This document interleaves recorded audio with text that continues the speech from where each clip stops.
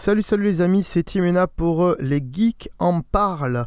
Aujourd'hui on va parler d'un sujet que on n'a jamais abordé dans cette émission ou abordé tout court sur ce site. Peut-être qu'on en reparlera dans de prochaines vidéos, c'est possible. Il s'agit du Bitcoin, et oui, vous avez certainement entendu parler du Bitcoin à droite à gauche. Moi, personnellement, j'en avais entendu parler vite fait dans les médias, mais sans plus m'intéresser à ça.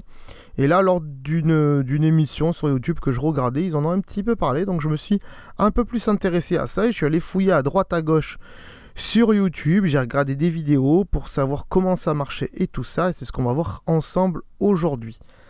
Bien sûr, je ne suis pas un expert en Bitcoin, j'ai juste compris comment ça fonctionnait, et si vous voulez plus d'informations sur ce sujet, je vous mets le lien d'une playlist qui est disponible sur la chaîne École Appli, qui vous montre d'autres vidéos de gens qui parlent du Bitcoin, à quoi ça sert, pourquoi et comment, plus en détail. Mais on va quand même détailler nous aujourd'hui. Donc le Bitcoin, qu'est-ce que c'est? C'est une crypto-monnaie. Ce qu'on appelle une crypto-monnaie, c'est une monnaie qu'on peut crypter, on va dire ça comme ça. Et c'est une monnaie qui est dématérialisée. Alors aujourd'hui, tout le monde a ces monnaies qui sont dématérialisées.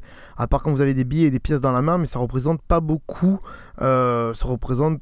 Pas beaucoup en termes de pourcentage par rapport à la manière dont on consomme la monnaie. C'est-à-dire la plupart du temps, c'est par carte bleue, par virement. Donc, c'est que des numéros qui passent de compte à compte et on ne voit pas vraiment cet argent. Qu'avant de savoir ce qu'est le Bitcoin, il faut savoir déjà comment marchent nos systèmes bancaires actuels. Aujourd'hui, si je veux envoyer des sous à quelqu'un, je suis obligé pour ça de passer par une banque, c'est-à-dire que je vais dire, je veux donner, à part si j'ai des pièces dans la main, je peux y donner de la main à la main, mais si je veux la payer en carte ou en virement ou par chèque, ça va forcément passer par ma banque, ok? Et après, ma banque, qu'est-ce qu'elle va faire? Eh bien, elle va envoyer les sous à la banque de l'autre personne, et entre ce laps de temps où ma banque passe les sous à l'autre banque, il se passe des trucs où ils font des trucs avec votre argent. Je ne sais pas ce que vous avez déjà remarqué, si vous avez, au moment où vous êtes payé, il y a le paiement qui est en attente, ce qui veut dire que la boîte pour laquelle vous travaillez, elle vous paye, mais à un jour précis, par exemple le 20 de chaque mois, et vous n'avez que la paye le 21 ou le 22. Pourquoi? Parce que entre le 21 et le 22, votre banque, elle fait fructifier cet argent. Elle joue avec votre argent, et après, donc, elle le passe à l'autre banque, et comme ça, après, elle le rend à l'autre personne. Entre-temps aussi, on peut rappeler qu'il y a un système de paiement de tout ce qui est Visa, Mastercard et tout ça. Ça, ce sont des acteurs qui sont entre vous et les banques. Ce sont des moyens de paiement en fait. Et eux aussi, au passage, ils prennent une commission. Donc votre banque, elle prend une commission quand vous envoyez de l'argent à la banque et à quelqu'un. Et aussi, les cartes de paiement, elles prennent aussi des frais. Alors, quand vous payez chez un marchand, eh bien, vous ne les verriez pas, les frais. Parce que ce sont des frais que le magasin va payer. C'est-à-dire, si vous avez un article qui coûte 10 €, le magasin, lui, il va peut-être être reversé 9 € et quelques. Il n'aura pas la totalité des 10 € que vous lui avez donné, puisque la banque va prendre une commission dessus. Mais pour le Bitcoin, c'est tout à fait différent, puisque quand je vais envoyer de l'argent à quelqu'un, eh bien, ça passe pas par les banques. Et non. Pourquoi ça passe pas par les banques? Puisque ça passe par un système de plusieurs ordinateurs qui vont vérifier tout ça. Le système de la blockchain, qu'on verra tout à l'heure comment ça fonctionne. Alors pourquoi on appelle ça la blockchain? Puisque c'est des blocs qui sont dans une chaîne, donc une chaîne de blocs. Et comme ça, ils vont pouvoir vérifier les transactions. Et en fait, si vous voulez, comment ça fonctionne, c'est un gros fichier de toutes les transactions. Donc, toutes les transactions sont marquées. Donc, ceux qui me disent « Ouais, mais c'est transparent, c'est pas transparent, on sait pas qui c'est qui a envoyé les sous, machin. » Non, non, c'est pas vrai. En France, il y a des lois qui font que quand vous achetez du Bitcoin, vous êtes obligé de donner une photocopie de votre carte d'identité déjà pour voir les mouvements d'argent que vous faites justement. Donc, quand vous achetez des Bitcoins, eh bien, on sait quelle personne à acheter des bitcoins, avec quelle adresse de bitcoin. C'est ce qu'on verra après. Mais aussi, l'avantage aussi du bitcoin, c'est que le bitcoin, c'est très très peu piratable, tandis qu'une banque, elle a un fichier centralisé dans lequel elle a toutes vos données bancaires et toutes les données bancaires des autres utilisateurs. Et donc si un jour votre banque se fait pirater, eh bien elle perd toutes vos données et donc elle perd tout votre argent aussi. Il n'y a pas vraiment il doit y avoir des sauvegardes, bien sûr, ils doivent se prémunir de tout ça, mais disons que si le système d'une banque tombe, c'est toute votre banque qui tombe.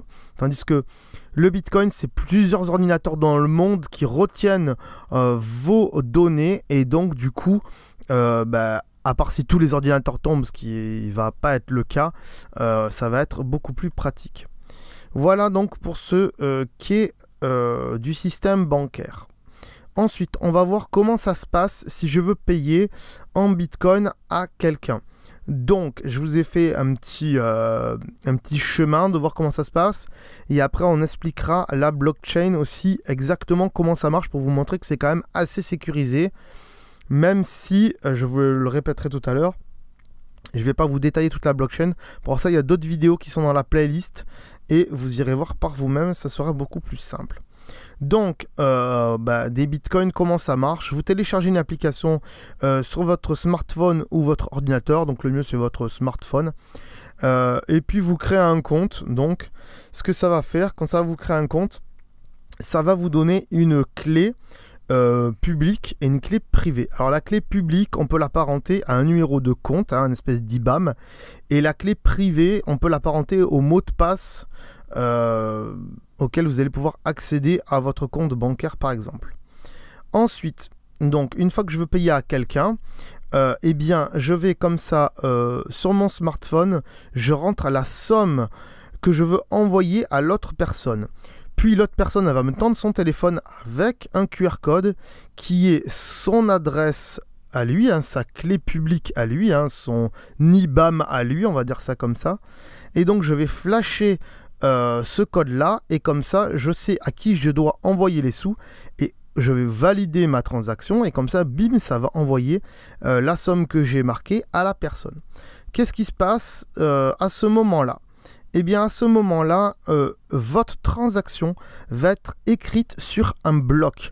On va dire que elle va être écrite sur une liste de transactions avec votre transaction et toutes les transactions qui se sont faites à la minute où vous avez fait votre transaction dans le monde entier.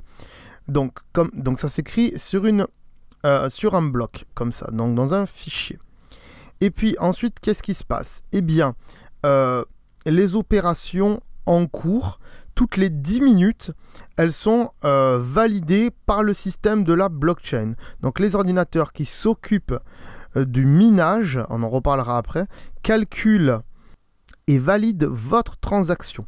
Donc il va vérifier en faisant un calcul si votre transaction elle est valable.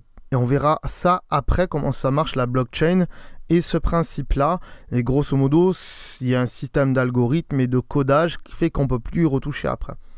Donc 10 minutes après, tous les blocs sont assemblés, c'est-à-dire le bloc dans lequel votre transaction elle a été écrite, elle va être associée au bloc précédent, c'est-à-dire aux gens qui ont fait des transactions avant vous dans la journée. Ensuite, les ordinateurs qui ont trouvé le bloc, c'est-à-dire l'ordinateur qui a calculé le bloc, il va demander à tous les autres ordinateurs qui ont la blockchain s'il n'y a pas eu d'erreur. Donc ils vont valider comme ça avec tous les ordinateurs. Une fois que tout ça c'est fait, ils vont modifier toutes les bases de données. On va dire que il va envoyer à tous les autres ordinateurs de la blockchain en disant voilà, on a modifié la blockchain et c'est bon, c'est validé, il n'y a pas d'erreur, c'est bon, on peut l'écrire sur tous les ordinateurs du réseau. Donc il y en a plusieurs comme ça. Voilà, une fois que tous les ordinateurs ont validé le bon fonctionnement de la transaction, les ordinateurs l'ordinateur en tout cas qui s'est occupé de votre bloc et qui s'est occupé donc de votre transaction, il va recevoir une récompense en Bitcoin. Donc il va recevoir quelques centimes de Bitcoins pour le féliciter d'avoir trouvé ce calcul. Donc c'est ce qui rapporte des Bitcoins. Mais aussi les Bitcoins sont générés toutes les 10 minutes. Donc à l'heure actuelle, il est généré 25 Bitcoins par minute pour ceux qui ont trouvé des calculs de blockchain.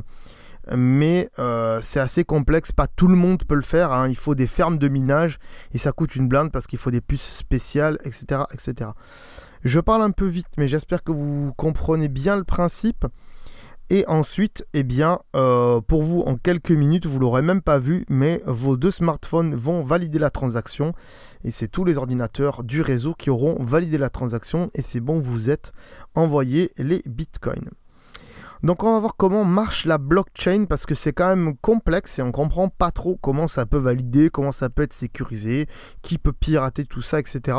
Donc déjà avant qu'on commence le système de blockchain, sachez que ce système, il a été inventé par des pirates informatiques.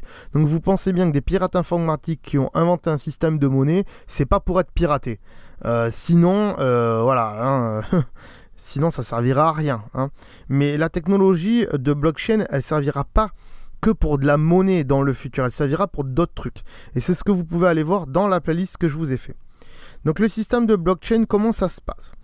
Une fois que votre transaction, elle est écrite dans un bloc. Donc, ici, en gris, vous avez un bloc, d'accord? Donc, le bloc 1. Il y a votre transaction, on va dire la transaction numéro 4. Et toutes les autres transactions qui s'est passées durant 10 minutes. C'est-à-dire celle de votre voisin, celle d'un gars au Japon, celle d'un gars aux États-Unis, etc. Il y a plusieurs transactions qui sont inscrites dans ce bloc et le bloc se renouvelle toutes les 10 minutes. Donc on prend toutes ces transactions-là, on fait un calcul mathématique complexe de toutes les transactions. C'est-à-dire toutes les transactions, donc les clés, donc... la clé de Timena vers la clé de, je sais pas moi, Jean-Paul, eh bien, avec la somme que Timena a donnée à Jean-Paul, donc le numéro de la clé, le numéro de l'autre clé, le numéro des clés privées aussi qui font en sorte que ça valide vos transactions, plus la somme et tout ça, plus le nom, plus toutes les transactions de chaque personne, tout ça c'est fait dans un calcul mathématique complexe et ça donne une clé de bloc. Ok, c'est très important. Ça donne une clé de bloc qui donc dit voilà, c'est un peu comme si on donnait un identifiant au bloc en question. Ok, donc cette clé de bloc, 10 minutes après, elle est reprise dans d'autres transactions.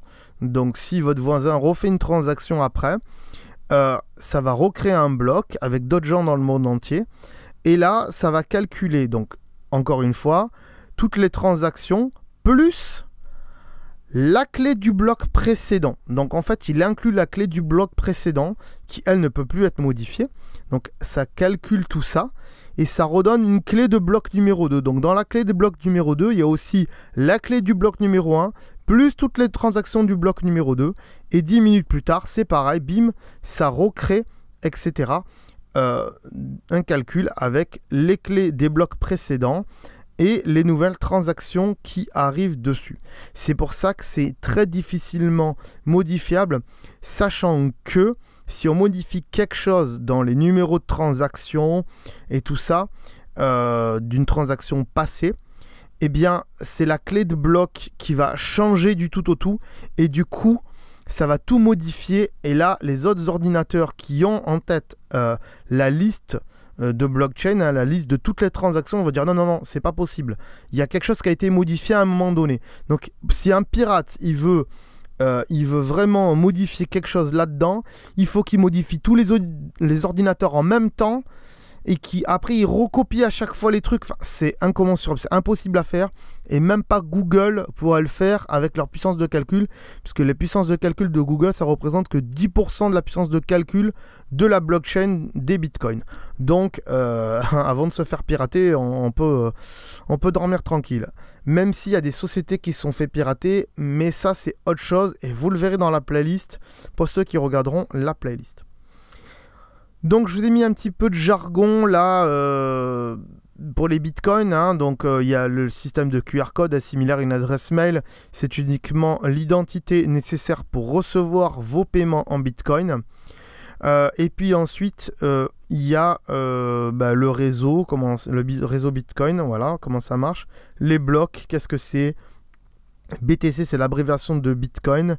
La blockchain, c'est un journal contenant donc toutes les transactions de Bitcoin triées par ordre chronologique. Elle est partagée entre tous les utilisateurs du réseau Bitcoin. Il y a des clés, donc les clés privées et les clés publiques. Ça, je voulais bien expliquer. Hein, c'est l'équivalent de l'IBAN et de votre mot de passe pour aller dans votre banque. Le minage, donc c'est des ordinateurs qui sont là pour calculer tout ce système de blockchain et qui en plus est rémunéré toutes les 10 minutes en bitcoin. Mais ces mecs-là, ils reçoivent 25 bitcoins à l'heure actuelle, hein, toutes les 10 minutes, mais ils les revendent de suite parce qu'il faut qu'ils fassent tourner l'électricité, la clim, les serveurs. Donc ils revendent tout de suite leur bitcoin pour pouvoir payer leur électricité et tout ça. Et aujourd'hui, ils ne peuvent pas payer leur électricité en bitcoin, enfin, ça dépend. Donc, ensuite, les portefeuilles. Donc, les portefeuilles, c'est des wallets. Hein, en anglais, c'est des wallets. Donc, vous pouvez en avoir sur votre ordinateur, sur votre smartphone. Le mieux, c'est sur votre smartphone. Et aussi les imprimer, c'est ce qu'on verra tout de suite après. Et la signature de cryptage, donc il y a des signatures de cryptage. La clé privée, il n'y a que vous qui l'avez, donc c'est comme un mot de passe, il ne faut pas la donner à des gens. La clé publique, vous pouvez la donner, hein, c'est comme un IBAN, mais personne ne pourra vous prendre de l'argent avec ça. On pourra juste vous en déposer dessus. La clé privée, par contre, si vous la donnez à quelqu'un, il va pouvoir récupérer votre argent et le transférer sur un autre compte, mais il y aura toujours une trace de savoir qui a transféré les sous de votre compte vers quel autre compte. Ça, il y aura toujours une trace. Bref, comment on peut imprimer maintenant son argent en Bitcoin? On voit ici un espèce de billet Bitcoin. Ça se présente comme ça. On peut le faire avec une pièce aussi. On peut faire ce qu'on veut, mais après, en billet, c'est plus pratique. Vous voyez qu'il y a une partie droite et une partie gauche. Donc, dans cette partie à gauche, c'est la clé publique, locale vérifiée, Bitcoin adresse. Donc, c'est la clé publique. Donc le QR code, il correspond à la clé qui est dessous. Donc c'est des caractères pris aléatoirement, vous avez vu. Ça, c'est votre adresse, admettons, de Bitcoin. Ça, donc, c'est une adresse qui a été créée spécialement pour le bout de papier, on est d'accord? Donc c'est un compte Bitcoin qui a été créé que pour le bout de papier. Personne d'autre ne l'a. Donc c'est comme si vous avez un compte Bitcoin, mais qu'il n'est pas dans votre téléphone, il est sur un papier. Donc, vous allez dire d'envoyer, donc une fois que ça c'est imprimé, vous allez flasher ce code en disant je veux envoyer par exemple 20 € sur ce compte public. Et donc ça va transférer 20 € sur cette adresse de Bitcoin. Ok? Une fois que ça c'est fait, vous fermez la deuxième partie qui est la clé privée, vous la fermez, vous la retournez. Sur le site que je vous mets dans la description, c'est expliqué comment il faut faire. Hein. Et puis il y a une vidéo aussi qui vous explique comment imprimer vos bitcoins. Cette clé donc privée, vous la cachez, vous la graffez, vous la scellez, de manière à ce que personne ne peut la voir. Et le jour où vous voulez récupérer les 20 € que vous avez mis dessus, vous allez dans une application, vous rentrez votre adresse privée, et donc là, il va savoir que cette adresse privée, elle correspond aussi à l'adresse publique, et comme ça, vous allez pouvoir retransférer depuis cette adresse privée les 20 € que vous avez mis dessus sur votre compte à vous et pas sur le compte du billet en question ici. Voilà, j'espère que vous avez compris. Donc vous pouvez très bien mettre 50, 100 €, enfin 100 € en bitcoin hein, sur le billet, le garder un petit moment de manière à ce que personne puisse y toucher, puis dans quelques années rouvrir avec une application et retransférer ces sous-là quelque part.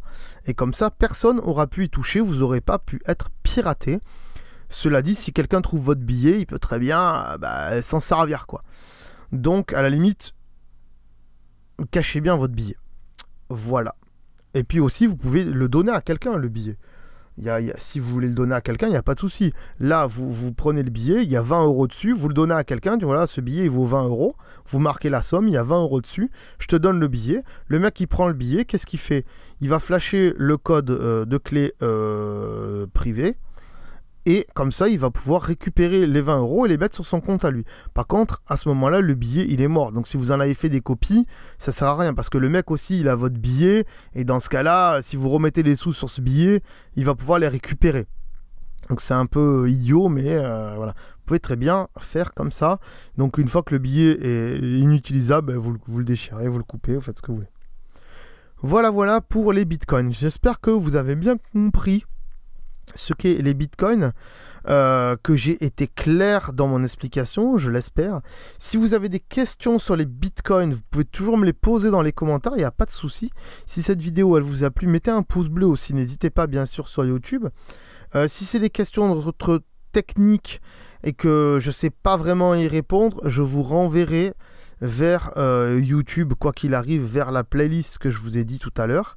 Alors je vous mets le lien dans le descriptif de l'émission.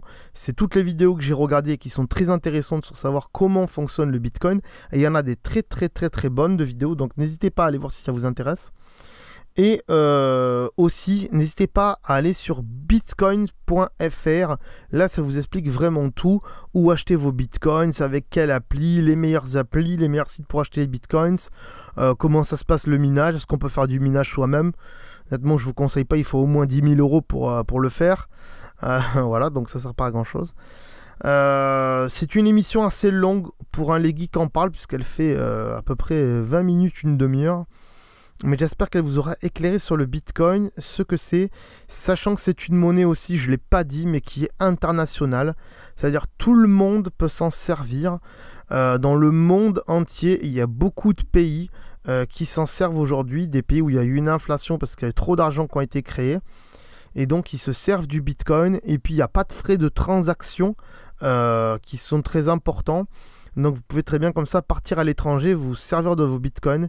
Il y a des magasins aujourd'hui physiques qui les prennent en compte, même si aujourd'hui le gros du travail c'est plutôt de l'échange de personne à personne. Mais dans le futur, ça va mieux marcher puisque les bitcoins sont générés automatiquement. Ils sont générés automatiquement et ça doit durer jusqu'en 2100 et quelques. Donc on a le temps de voir. Et le palier, ça va être 24 millions de bitcoins, apparemment. S'ils n'augmentent pas, ce qui pourrait très bien dire d'augmenter en modifiant le code, mais voilà. Donc si ça vous intéresse, les bitcoins, et que vous voulez en savoir plus et tout ça, donc encore une fois, n'hésitez pas à voir la playlist que je vous mets dans le descriptif de cette vidéo. Et n'hésitez pas à mettre un pouce bleu si ça vous a plu. Si je me répète, mettez un pouce bleu aussi. Et puis voilà, je vous dis à très bientôt. Ciao, bye bye.